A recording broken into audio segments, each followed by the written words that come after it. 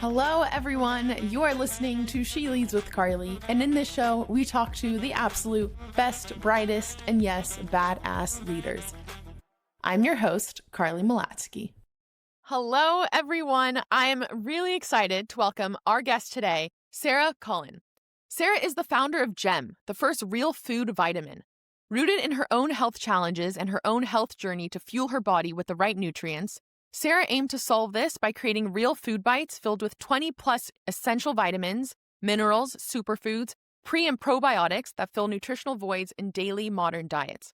Prior to GEM, Sara's always been around startups, whether it's working for a startup as part of the Venture for America Fellowship or in founding, where she started her first company, a functional beverage brand called Plant Water. Sara also earned her bachelor's degree from Cornell University in international development. Sara, I am so excited to have you on the show. Welcome to the podcast. Thank you for having me, Carly. Of course. By the way, for those who are looking on YouTube, I actually have some GEM in front of me right now, which has been great. I just tried it not too long ago, and to be honest, I haven't had anything like it, and I really, really enjoyed it. I even felt the benefits of it. So wanted to just preface with that, which is awesome. So Sara, what I love to do, I want to go back. I want to go back when you were even 5-10 years old. I know you grew up. You grew up in a farm in Oregon. Is that right? Mm-hmm. Grew up in a farm. Yes, I grew up on a farm in Oregon. What did your childhood look like? How did that differ than probably the typical child that you think? I had a beautiful childhood. Growing up on a farm, I grew up around a lot of animals. I grew up around a lot of nature.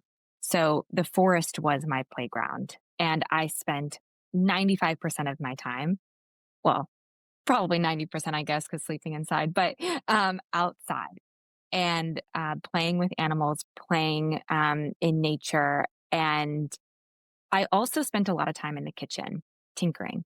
So I've never considered myself a baker or like an incredible chef, but I've always considered myself an experimentalist.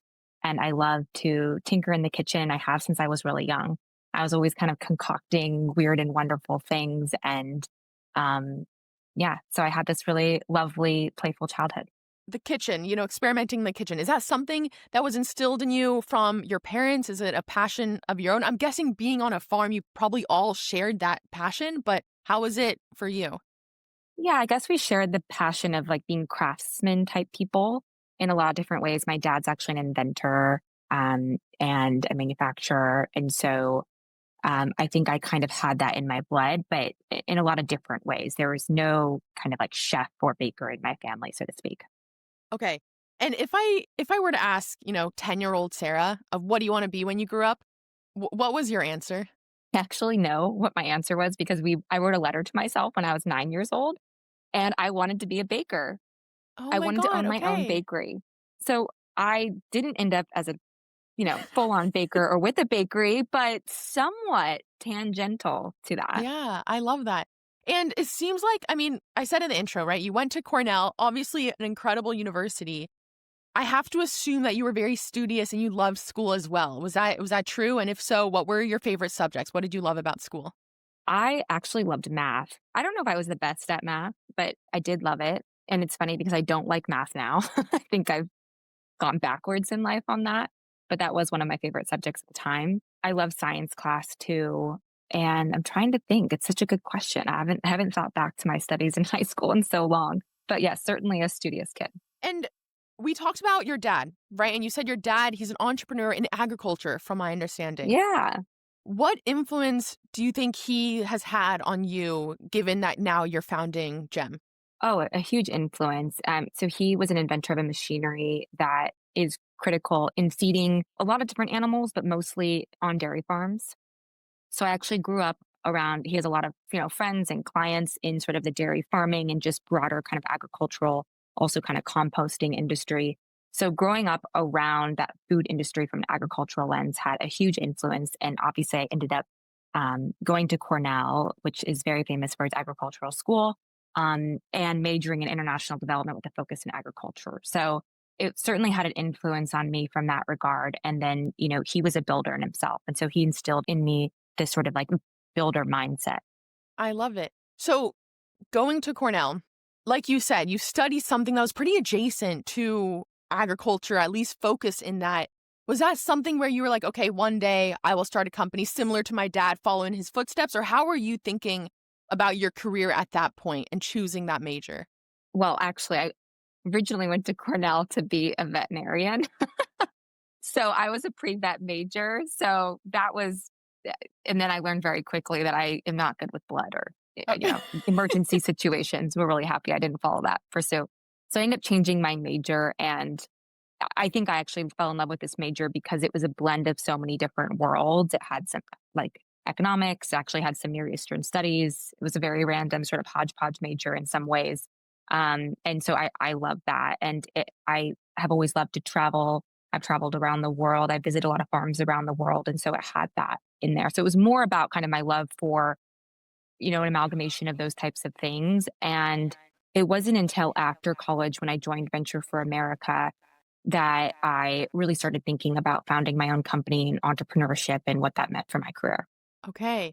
So while at Cornell, one thing I love to ask is I feel like right now as a college student, there's always this like rock and a hard place of doing something that you love, like that speaks to you and your passion versus the major that you should do, quote unquote, should do, in that, it could set you up financially and you can go down this career path that everyone's going down, that supposedly everyone is happy to go down. The practical versus the dreamer. Exactly. So how do you weigh that? And what advice do you have for someone in that position? I certainly always leaned on the dreamer side. I wish I was more practical, okay, in a lot of my decisions. I always let, what you should versus what you must do. And I think I've always kind of felt like this, I must do this. I want to do this. And I've always leaned into my intuition in that way. And I don't, here I am. I love what I do and I love what I'm building. And so I think it led me to this point. Are there more lucrative careers? Probably. But given that what you just said, right? Which is, I wish I had a little more of that practical potentially. Because in a way, I would argue that most founders, they have to have that dreamer in them. That's probably the only way to take that leap and go and found a company. You have to be a little bit delusionally optimistic, to be honest. I love that term, delusionally optimistic. And I believe that it is a core asset that every founder has and probably does have if you are a founder, because I don't really know how you exist without that. There's a lot of things that weigh on you, that get at you. I mean, it takes a lot of positive thinking, to be honest, to be a founder and to keep that forward looking future of what you want that vision board to be alive and well. And that's how you get there. And so I think that it's a quality, though, that you do have to have. I don't think it can be forced upon you. I think it has to kind of be in your DNA a little bit. That's interesting. So it's something that you've probably embodied your whole life, whether you manifested it outwards or not, but you had it in you. I think so. And I do think that is a key. There's a lot of people that I know who want to be founders and they just don't have that in their DNA. And I'm like, don't fight it. It's like me wanting to be a veterinarian or a scientist. Like, there's a lot of things that I don't have in my DNA to be that. And I didn't fight that. I'm really happy I didn't. So, I think that you have to, if you can, of course, explore, do as much exploration as you can. And that was really a lot of my childhood in different ways, is exploring who I am, what you want to be, in order to kind of follow your intuition and to lean into your dream. And it's easier said than done, but I think the more space you can give to yourself earlier on in life to play, the better. Oh, I really like that. I also just like the concept that you've brought up of there are things that come naturally or that at least should be in you and you shouldn't fight them. But with that said, you should allow yourself to explore it, and sometimes like you should come to that conclusion yourself is what it sounds like, rather than letting others kind of navigate your life in a way. Yes. Okay. I love that a lot. So you decided to go and join Venture for America. Can you explain a little bit? I have a rough understanding similar to Teach for America, but for startups. You nailed it. That's the pitch to it. So it's like Teach for America, but instead of placing you in schools, you're placed in startups for 2 years. And the goal is to kind of go into, at the time, economies that weren't necessarily like New York or LA or Chicago. So think like Detroit. I was based in New Orleans, Cincinnati, Las Vegas, economies like that, or cities like that, I should say. And so I was in New Orleans working for a startup for 2 years, and I actually did a lot of branding and marketing for e-commerce high growth companies. So I learned a lot about the direct to consumer space at the time, which was a very valuable first career move for me. And my very first boss is now my investor, advisor, and a dear friend. So, Oh, no way. Okay, is that something that you intentionally did? Like you once you left that startup, you were like, okay, I just want to be close with my boss and I'm going to be intentional with that relationship, or how did you navigate that? again, I think actually you can't force these things. It's like I've been a part of several different mentor programs, right? Where they try to assign you a mentor and a mentee, and it doesn't work when it's forced, right? You either have the chemistry, you have the relationship, you've built the trust, you put in the work to build the trust, or you don't have it. And so I naturally had it. And his name is Richard. And so we naturally had that together. And so we just did stay in touch. I ended up working for him, freelancing here and there after our like 2 years together. And then when I ended up starting Gem, I roped him to get involved. That's amazing. Okay, before we get into Gem, so you worked at a startup, you kind of got your hands dirty, saw what the startup environment is, if you will. And there was an end date as well, right? So you knew it was going to be 2 years and then you had to think about what's next. Exactly. So how are you thinking about what's next? In a very me way, I decided to backpack the world for 6 months after Oh my Venture for God. America, because again, exploration has always been my North Star. And I wanted to see the world a bit more. So at the time, it was actually with my boyfriend, who remains a friend, no longer my boyfriend, but we had a great time together. And we went backpacking for 6 months around Asia and a little bit of Europe. And after that, I ended up getting connected to a restaurateur group actually in New York who was kind of they were doing their own sort of angel investments and then looking for an entrepreneur in resident. And I joined them, helped them with some of their investments, and then ended up starting a CBD functional beverage company. It was actually the first CBD beverage at the time. Love being first to market. Learned a lot from that experience, largely what not to do. I have so many lessons of what not to do. And it wasn't it wasn't a great founding relationship, but I learned a lot and ended up being about 2 years all in with that experience before then having the idea or really the experience that spawned Gem. So in that first company, and from my research, I've learned that it does go back to maybe the founding team and you not advocating for yourself enough. I want to know about that. What can you take from that experience that you've actionably taken into Gem, but not even that, just something that you can give advice to founders of like, this is what you should not do or keep out for? I was a co-founding relationship, platonic relationship with 3 investing partners plus a chef. So a creative partner. And there was actually, I think, one more kind of smaller partner involved. There was like 5 plus me. So it was way too many and no clear delineation of responsibilities. And at first it was sort of like what I call the Bumble deal. I don't know if you know what her deal was originally, but it was like, you know, we'll do all the investment, we'll raise the money. You have this equity, it'll never get diluted, and you just run the company. That's great if you have clear guidelines of how people are being held accountable to that. What happened Right. was like a year in, no money was raised, and then I was working for free and doing everything, but with not all the equity, right? So it was just a poor co-founding relationship, wasn't set up properly. And I was super naive and I didn't advocate for myself. That's the simple way to put it. And so, in starting Gem, I'm a sole founder. So, I eliminate a lot of the complexity there.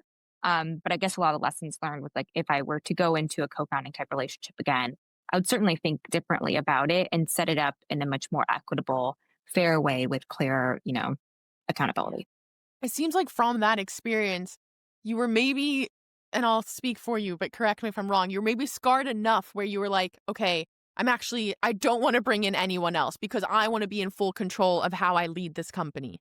Yes. And I also learned lessons from that. I probably had too much PTSD from that experience because that experience was between 25 and 27, 26, 27, 28, somewhere in there. And then I started Gem around like 28, 29. So it was just really early in my career, right? And I actually would love to have a co-founder and would love to have a more kind of split partnership. And I did find some amazing founding team members along the way. So I don't want to discredit that, like some awesome people who are along this ride with me. And I'm very grateful for that. But I think that some of my PTSD from that experience kind of held me back from really building the partnership to my full potential at the time. Totally. And just like, if anything, it seems like just having that trust in other people that your best interest is at heart, the company's best interest, because it doesn't seem like that was a bit of a gray area in the first company. And so at that time, did you lean on others, whether it was mentors to guide you? Do you wish you did more? How do you reconcile that? I think asking for help is always hard, and to do it in the right way is hard, I should say. I always wish that I asked for like more help, right?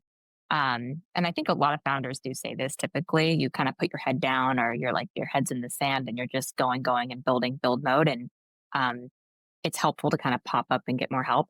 I actually was really good about it from a customer lens. I'm always asking for feedback. We're always doing surveys with customers. That's part of my founding story with Gem, is that we had a very customer was very much at the heart and center. And we had a very customer centric product development cycle. So I'm really proud of that. But when it came to like investors and advisors and hiring, I think it took me a while to figure out how to best utilize my network and these wonderful advisors around me to their full potential. Totally. Totally. And I feel like that's a very common sentiment. Like you said, it's almost like you can control what you can control. So let me talk to the customers, that I can act on it, things like that. That makes sense. So tell me a little bit about Gem. What ultimately you decided to found Gem? How did this origin story come about? So I was obviously very stressed out at this period of my life in New York. I had just kind of, stepped away from plant water, and I was actually running a marathon. And so I was in I thought the best shape of my life. And I started getting all these biomarkers and inflammation and digestion issues that just said otherwise. And I found out I was nutrient deficient in all of these areas. And I found out also that I was allergic or food sensitive to soy, corn, and wheat. And so at the time, I was trying to figure out how to get my health back on track. And again, I considered myself healthy. I've always, had a lot of vegetables and fruits in my diet and had salads and da-da-da. But I wasn't. And so I kind of went to the supplement aisle and I was like, all right, I'm going to get myself on the supplement regimen. All the supplements I couldn't take because they all had corn, soy, and wheat, which at the time I was trying to weed out of my diet. They were all filled with those in their fillers and their additives. It was gummy bears, like a bunch of sugar I couldn't have. And so I was like, there's literally no supplements that I can take that are actually working for me. So I started to make my own concoctions, going back to my experimentalist self, and these crazy kind of very green, horrible tasting smoothies that ended up then turning into these food bars and eventually became these bites. And, obviously have improved tremendously over time. And now they taste delicious. But it was really just kind of this organic story of trying to solve my own health problems at the time, and then ended up with this beautiful product that was really rooted in food as medicine, which has always been kind of my philosophy in life. And instead of swallowing a handful of pills, instead of eating gummy bears or candy, you're actually having real food to fill the gaps in your diet. And I'm not alone. 92% of Americans are nutrient deficient. So we do need to fill the gaps in some way. Our food supply is very depleted of its nutrients. It's way overprocessed now. An apple today just does not have what an apple did 50 years ago in terms of vitamins and minerals. And so we do need to fill the gaps in our diet. We do need to supplement. And Gem is really the first real food way to do that. So during that time, right, where you were running a marathon, someone looking in would probably think you're very healthy physically.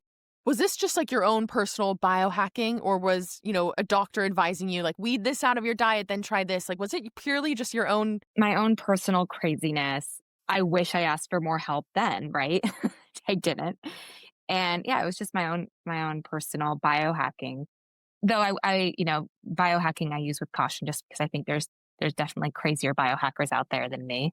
I'm like biohacking with real food. So I'm looking, super square compared to some of them. But And at what point, because it seemed like for a good amount of time, you were creating these crazy, green color smoothies, like you said, and the taste wasn't great, which I can assume that most people won't want to buy something that tastes horrible. So at what point did you have the courage, or at least the conviction, to be like, you know what, this is a business. This could be something I can do? It's such a good question.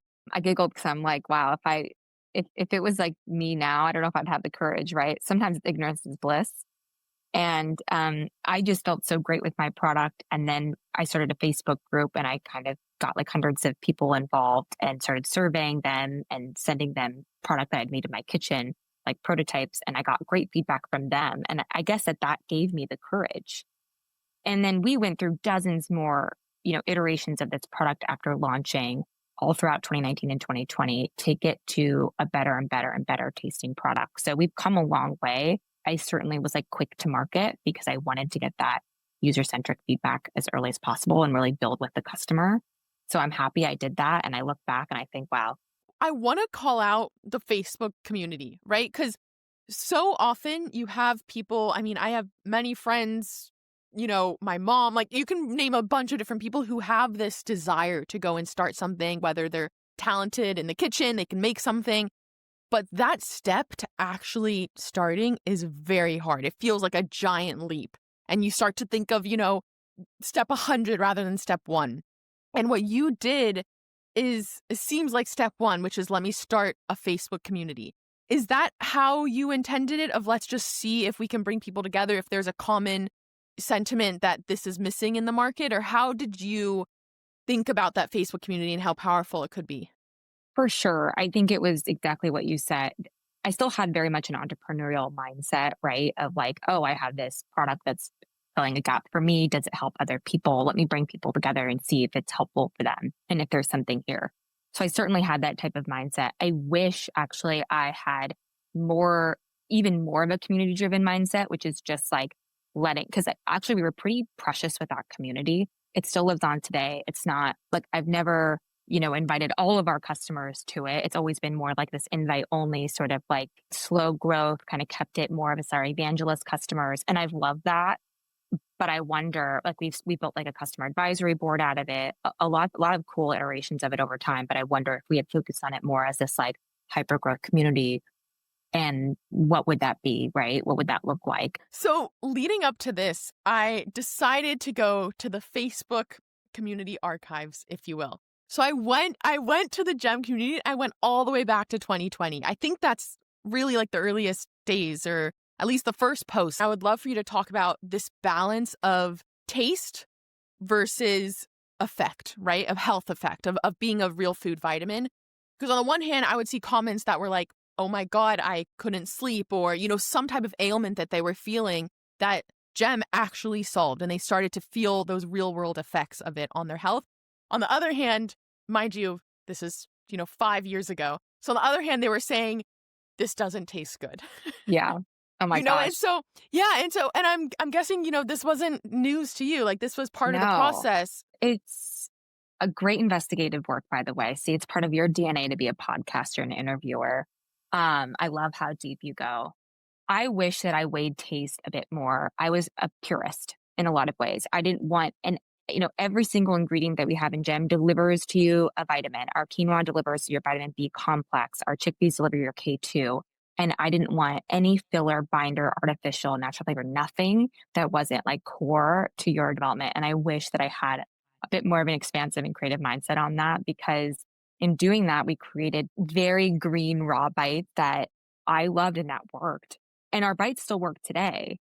But I actually, around that time in probably 2020, 2021, I brought in a pastry chef who's, so she has like a much broader background than that. And she's still on our team to get today, leading our R&D, but she has like a pastry chef trained background. And so she really brought this deliciousness to our product in ways that still deliver great nutrients, right? So we use a lot of prebiotic fibers, for instance, in stone fruit and dates and things that like deliver great fiber, are amazing for your metabolism, but don't compromise on the taste. And so it took me a long time to get there, but I finally learned that taste is paramount. And I got there without making a candy, and I'm very proud of that. I think it would have been really easy early on just to say, okay, I'm making another gummy bear. I'm throwing artificial flavoring and sugar in here. And that's what a lot of people end up doing. And so we definitely chose the hard route. Which I think is really important to know, right? Is that the one value, if you will, that you held very strongly and you weren't going to give up is that exactly, right? We're not adding extra sugar to make it taste better, but this is first and foremost for your health. And that's what it seems like I think is really important to have, like to not budge on that. So in a way, looking back, do you have regrets that you didn't budge on that? Or is that something that maybe it could have happened sooner? I think it could have happened sooner. Yeah. Got it. Which is like everything in life, right? Like hiring is a huge learning curve that a lot of founders have. And, have you hired the right people earlier? Like what would have happened? And so, very, very similar challenge. And Gem, from my understanding, is all D2C. Is that right? Yes, we are on Amazon. And we have been in some like retailers here and there. And we hope to be in more soon. But right now we're primarily direct to consumer on our website. Can you talk a little bit about the benefits of being direct to consumer and getting that close relationship with customers rather than, from my understanding, once you go the retail route, obviously it opens up distribution, but you start to lose that connection a little bit? Exactly. That's why we wanted to start as direct to consumer. We wanted to have that relationship again, having the customer at the center of my product development, having that customer data was really paramount for me to build the brand, to continue iterating on the product. And so direct to consumer was really our lifeline to do that. And it's also lovely, right? That's how you do build communities, having that relationship with your customer. You're able to provide surprise and delights within their subscription experience. We're largely subscription, that we do offer one-time purchase as well. But the subscription is part of what we're trying to build healthy habits. We're trying to get you into this one bite a day. So it actually fits really nicely with our business model and something that we can offer on direct to consumer too, much more, much easier. Amazing. And looking at your whole journey with Gem, what would you say was the hardest element of it from the early days? Like what required the steepest learning curve in your mind? Probably some combination of fundraising and hiring. Fundraising, I focused a lot more on in the early days, and I've talked a lot about that before. So that was a steep learning curve, but we raised over $22 million. So we were very committed to that learning. And hiring, I would say, was a bit slower, but still a very steep learning curve. I didn't have a big company background, right? I really came out of college and been working on startups and then building my own things for most of my 20s. So I didn't have a lot of experience in that area. So just sort of your general, I would say, like operational practices of how you, create a good hiring pipeline, how you, sell people on your business and get them bought into your brand and company, how you build a really effective team. All of those types of operational things were just like a steep learning curve for me because I didn't come from like a big company where I had that experience of like, oh, this is what really works well. Here's how I can rinse and repeat it. I had to kind of build everything from scratch. And from your experience up until now with hiring, do you have a great tip or trick that you lean on whenever you're considering a new candidate to join Gem?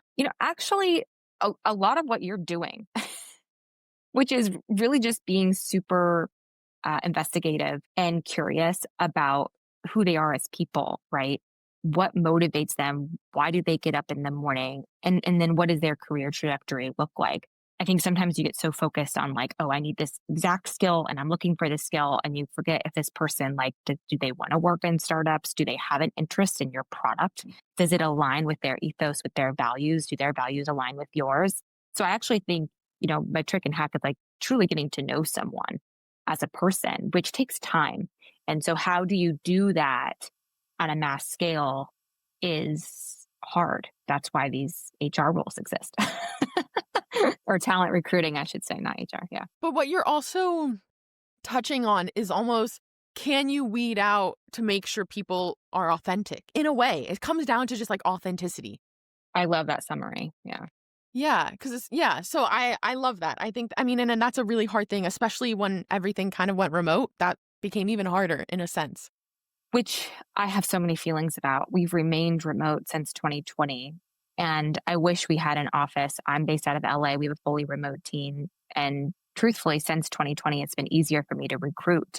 It's been one of the advantages I've had against bigger startups is our flexibility that you can work remotely. And so it's allowed me to build an excellent team. But on the flip side, I think there's a lot of drawbacks to having a remote team and you miss that human to human, authentic kind of culture building. You miss that in interviewing and recruiting. You miss that in just general like operational practices. So I firmly believe in, if you can do it, in building an in-person team and having an office. It's really interesting because I think you're right. I think COVID flipped the script a bit and now it's become a selling point, but it also, from the at least employee standpoint, it's hard to recognize the value of being in person, even though it's there, the energy even and being in person. So I can understand that. I want to know, you started in COVID, which was a crazy time. I actually started 1 year before COVID. Okay. Those early days, was there ever a moment where you were like, what the fuck am I doing? Should I go find a job? Should I start something else? Did you ever have that shit hit the fan moment? Carly, I still have those moments. Okay. I'm not surprised. I may have had that moment yesterday. Okay, so you've had them. How do you get through it? What goes through your mind? How do you? How do I get through? Well, there's no way but through. That's how I get through. When you realize there's actually no way but through, you're like, well, I'm in it. And I think that is intuitively what I knew, even when starting the company. A lot of people are in kind of this stealth mode for a few years, perfecting the brand. And I talked about some of my regrets and not maybe doing that somewhat with the product, but also getting myself to market super quickly allowed me to just like face it, be in it, and there's no way out. And I couldn't chicken out on it. And I was there. And so I think there's a lot of power in just forcing yourself to get to market quickly and to iterate live, with your customer base, because it forces you to go through it. And here I am. So I wish I had, the kind of this like, I meditate and I do this, but I don't. I have grand aspirations too. And I have really tried to meditate, but mostly it's just surrounding myself with people who are amazing. I have an amazing team, amazing group of advisors and investors, and an incredible board, and they keep me sane.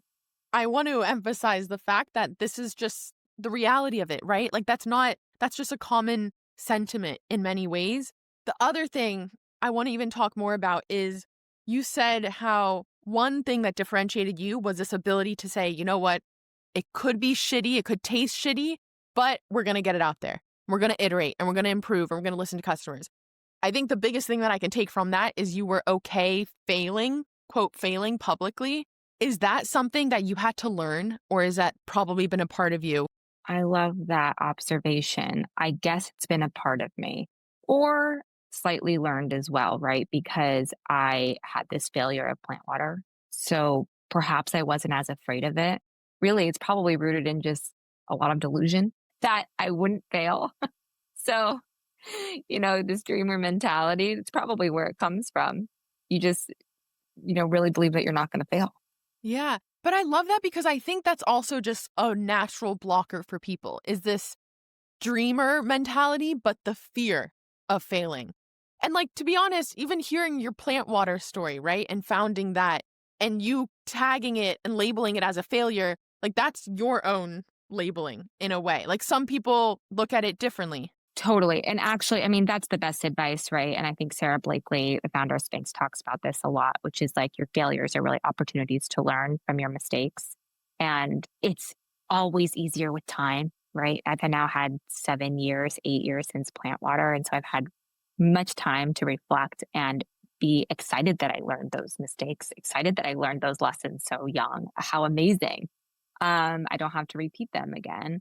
And so in a lot of ways, those failures build so much character that they become something that, you don't look on as a failure. I want to know, as a experienced CPG founder now with 2 companies, what do you think CPG founders get wrong in those early days, or at least as they're going through their journey? Well, I think there's a lot of like practical things that people get wrong. So like cash flow management, not raising enough money. Sometimes they raise too little. Sometimes they raise too much. So I think that there's definitely some cash issues in there, operational issues. I think a lot of people overhire early on. I probably actually had the opposite problem of underhiring. I think that the other thing is that there's a lot of founders. I think about like people who've approached me in the past for advice. A lot of people ask me how to raise money, and they're just obsessed about raising money. And most companies are not a fit for venture capital. So I always want founders to pause and be like, is my model a fit for venture capital? If not, there are other ways that you fund your business, and there are other types of funding vehicles that could be a fit for you. So that's probably the number one mistake. A lot of people end up going the venture capital route and they're just not a fit. And there's loads of problems with that. Why do you think that is, by the way? Like, one quick hypothesis is purely from this standpoint of it looks good, like it's sexy, you raise this round and people validate that with the success of the company. But yeah, why do you think it's so natural for people to say, I'm a VC-backed type of company? I think it's the sexiness. I think that our media has glorified it. I think it's become less so. I think this was more in the heyday of like Glossier and that era and like, Allbirds, where it was like away, like that whole era of companies that just raised a bunch of capital and you kind of wanted to be in that club, and the media glorified founders. So I think it's a lot of that people just put it on a pedestal. Now I do think it's shifting because the venture capital market is shifting. Now, a lot of VCs look for profitable companies, and it's like, wow, never thought about becoming profitable. So I think with that, more people are like being proud of like, wow, I'm actually a profitable company. I might not be this hyper growth company, but I'm not also just like burning money. A profitable, sustainable company that's a brand that's built to last, and that's becoming more admirable, but it's taken some time. So before we go on to some more rapid fire questions, I want to know, you mentioned fundraising, right? And you have a lot of opinions about fundraising. You've successfully fundraised for GEM. What are the biggest lessons and advice you have on that domain for choosing the right investor, for pitching? How do you think about all of that? So your style of pitch should depend on your stage, right? If you're pitching pre-seed, pre-product, pre-revenue, it's very different how you're showing up, how you're pitching, because you're really pitching yourself at that point. You don't have a lot more to show. So it's important that you are there in person. It's important, like hiring, that you get to know the person, right? There's much more authentic. I would say as you get later stage, it actually becomes much more of an economic deal. Here are my numbers. Here's what you're getting. And you might be wanting to get different types of players involved. Maybe you're looking for a certain manufacturing expertise or something like that. And that's the type of investor that you go towards for like a Series B. So I do think it changes on the stage. That's my first recommendation. And then, finding an investor is like finding a partner or a mentor in life, like finding someone that resonates with your values, that align with you in a forward-looking vision. I am really lucky to have all my investors I love. And the only I would say stickier relationships that I've had have been investors who have a very different idea of what GEM should be in 10 years than what I do. So that's probably the most important question to ask. Where do you see this brand in 10 years? You mentioned how you should be in person, going in person to investor meetings, if you will. How true have you stayed to that? Is that something where you fly to another state to be in person? Where do you weigh the line there? Carly, I was obsessed pre-COVID. I would get on a plane at a moment's notice and be there. And I was like, I probably shouldn't say this on a podcast, but I would be someone, is in New York and I was in LA, and I was like, the next thing you know, I'm on a plane 6 hours later, I'm there and I'm like, hey, I'm actually right next door having coffee. Do you want to meet up? Just like happened to be here. And they're like, oh yeah, I'll pop downstairs, So it was like very stalker. But I was like, I would not have a meeting without being in person. That was really core. Of course, COVID changed all of that. It also changed a lot of the dynamics. So more people would be on video. Remember before COVID, people didn't even go on video. They would turn off their cameras. Turning on your cameras was much more of a practice. And I'm not fundraising right now. And I actually haven't, last time I was fundraising was 2 years ago. So I haven't been in the market for a while. I would, though, if I were to go out and fundraise right now, I would actually be in person again. It's so funny you mentioned that story, by the way, because very recently I had Celine on the podcast. She's a founder of Loyal, she's developing a biotech company, developing drugs for dog longevity. She had a very similar story where her whole thesis on fundraising is like, if you just put in the time and effort and grind, then you can accomplish it. And one of those stories is like, she was in LA, someone else was in the Hamptons. She was like, I am in the Hamptons. And she ended up taking this like absurd Uber ride. Yeah, it's all there, but I've it was done hilarious. It all. Yeah. I've done many 24-hour trips to many different cities in the United States. And I think it's all paid off. And fundraising is a grind. You have to run a real process, right? So you have, so many companies at a time that you're speaking with, and you're trying to move those along in the pipeline. And it's probably very akin to like a traditional sales job in some ways, which I've never worked, but to imagine. Absolutely. So Sara, you have a baby. How old is your baby? 8.5 months. Oh my God. I new know. Baby. I forgot Very about that. New baby. How has that been? How has it been being a mother while also having to juggle being a solo founder and CEO? It's so hard but it's not as hard as I imagined. Because motherhood changes your perspective so much and reorgs your values. And I would say before I had my baby, before I gave birth, I was very much the grind hustle culture. I was like, gotta, work 80-hour weeks and put in the effort. And now I'm much more intentional about how can I be the most efficient. I don't have that luxury, quote unquote, anymore to work those volume of hours. So how can I get more done in the amount of time? So I can spend time with my baby. And actually, I think mothers are the most like efficient and effective humans. And when you do that, you're actually getting way more done. I'm much more present in what I do. And so in a lot of ways, motherhood has made me a much stronger worker. It's not like, I was so obsessive. I still am obsessive about Gem, but I have like a broader view. I feel like I took off the blindfold a little bit. I have like a larger perspective on the important things of life. And I think that's actually made me a better leader as well. Was that process scary in the sense that there's a narrative out there that, you can't do both, or investors saying, what about when you have kids? Did you ever get that where it was always in the back of your mind of how am I going to do this? Yes. And I have a lot of friends who also are mothers and founders and who like hid their pregnancy. I actually did not hide my pregnancy. I also wasn't fundraising. They were hiding their pregnancies while fundraising mostly. And I was very open from the beginning with like my board and my investors about it. And that's how I kind of thought that. Like I knew that that was the case. But to me, I was like, I'm owning this. I'm telling everyone, I'm being transparent. And I just don't really care what people think. I love it. I love it. Okay, this is a good segue. Given all of this that we've talked about, I want to know, how is your definition of success? What is it now, and how has it changed over the past 5 years? God, I love this question. I ask this question in interviews, and it's funny because I haven't thought about this question since giving birth. So my definition of success now is much more about being present with my family, about showing up for them, and being the best person I can be, a kind person, a giving person. And so I think that that definition has always been there. Maybe it had a little bit more ego in it before I gave birth. It was maybe a little bit more about like, how can I drive a hypergrowth company or, success metrics like that. So it's definitely has come more into the land of finding happiness.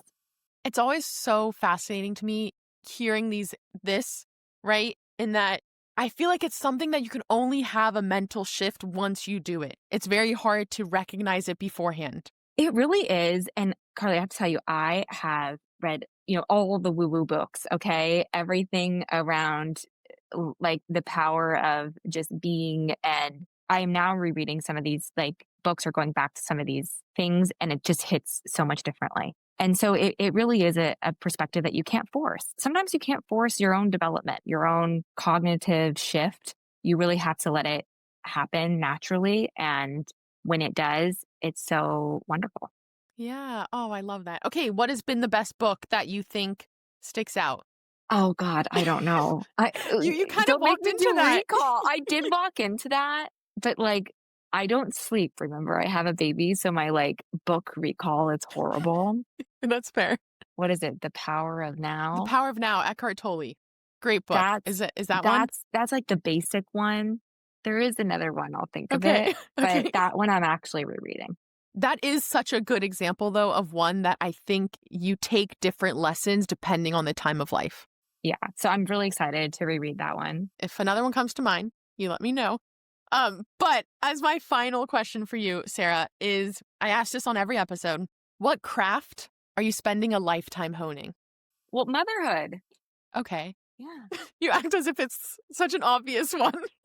I mean, I don't think I'm ever going to become the perfect mother, but I will probably spend a lifetime trying. Yeah. What's your baby's name again? Juliet. Juliet. Oh, beautiful.